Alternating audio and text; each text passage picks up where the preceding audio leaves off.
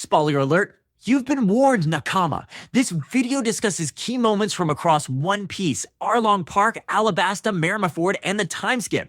If you're not caught up, Oda will forgive you. We won't. Watch the show first, then come back. There's a scene that most fans don't fully grasp the first time they watch it. Nami is kneeling alone in the middle of the street, a knife in her hand, stabbing her own shoulder where Arlong's tattoo is marked, and Luffy shows up, grabs her arm, and stands there in silence. She throws dirt at him, tells him he doesn't understand anything, that it's her problem, that he should leave. And Luffy doesn't move an inch, so she finally turns around and asks for help for the first time in years. And Luffy's response is to take the straw hat off his own head, the only material object he considers important in the entire world, and place it on hers. No words, no plan, just faith.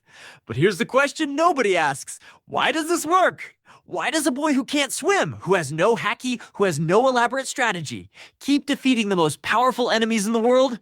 This isn't lazy writing. This isn't just protagonist plot armor. There is real psychology behind this, and once you understand it, you will never watch One Piece the same way again. Let's start from the beginning. When Luffy fights Crocodile for the first time, he loses. He loses badly. He gets buried in the sand and left to die. And the second time, he loses again. Crocodile absorbs all the water from his body and leaves him like a mummy in the desert. Only in the third fight does he win, and do you know what changes between the first and the third battle? It's not a new technique. It's not secret training, it's blood. Luffy uses his own blood to neutralize Crocodile's ability. A ridiculous, absurd, completely improvised solution, and a devastating one. That is the first secret. Luffy doesn't win because he's the strongest. He wins because the possibility of giving up never even crosses his mind. In psychology, there's a concept called learned helplessness. It's when a living being goes through repeated failures and learns that their actions don't change the outcome. Most people and most characters develop this. They reach a point and conclude it's no use. Luffy has the opposite of that, a kind of unwavering faith, not in himself, but in the process. He doesn't think he'll win because he's special. He thinks he'll win because he simply hasn't finished trying yet. And that leads to the second secret. Remember Marineford? Luffy loses Ace. He tries to hold his brother up, screams for a doctor, can't accept what's happening, and then he just stops, collapses. Jinbe has to carry him off the battlefield because he no longer responds to anything. No reaction, no scream, no gear.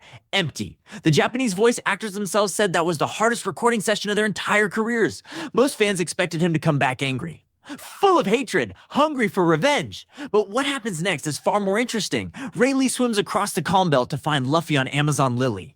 And instead of telling him he needs to get stronger to avenge Ace, he simply offers, "I'll teach you." Because Luffy, for the first time in his life, had recognized his own weakness, not his defeat, as a starting point. And that's exactly when he became more dangerous. Because there's a massive difference between confidence and arrogance. Arrogance is not believing you can lose. Confidence is knowing you can lose and continuing anyway. Luffy leaves the straw hat on a rock in Rusakaina and spends 2 years training. Not because he wants power. He trains because he understands that the people he loves need someone more capable of protecting them. But what do we take from all of this? A pattern? There is a pattern in every single one of Luffy's greatest victories that almost nobody notices. Before every turning point, before gear second, before gear fourth, before gear fifth, there's a moment of silence. A moment where Luffy stops, where it looks like it's over. And then he thinks of someone. Nami, Robin, Zoro, Ace. Luffy doesn't fight for victory, he fights for people.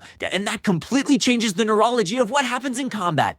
Research on motivation shows that goals tied to other people activate different regions of the brain, deeper ones, more resistant to exhaustion, harder to shut down under pressure. Luffy is literally neurologically different when he fights for someone. And Gear 5th proves this in the most poetic way possible. The Nika fruit isn't about destruction, it's about freedom and joy. Luffy's highest power isn't rage, it's laughter.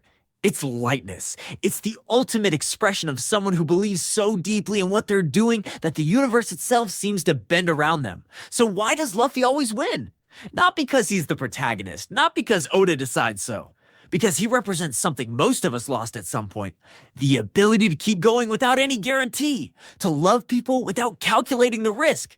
To dream without asking for permission. Shanks didn't give Luffy a straw hat by accident. He gave him a symbol. A reminder that there is someone who believes in you before you've proven anything at all.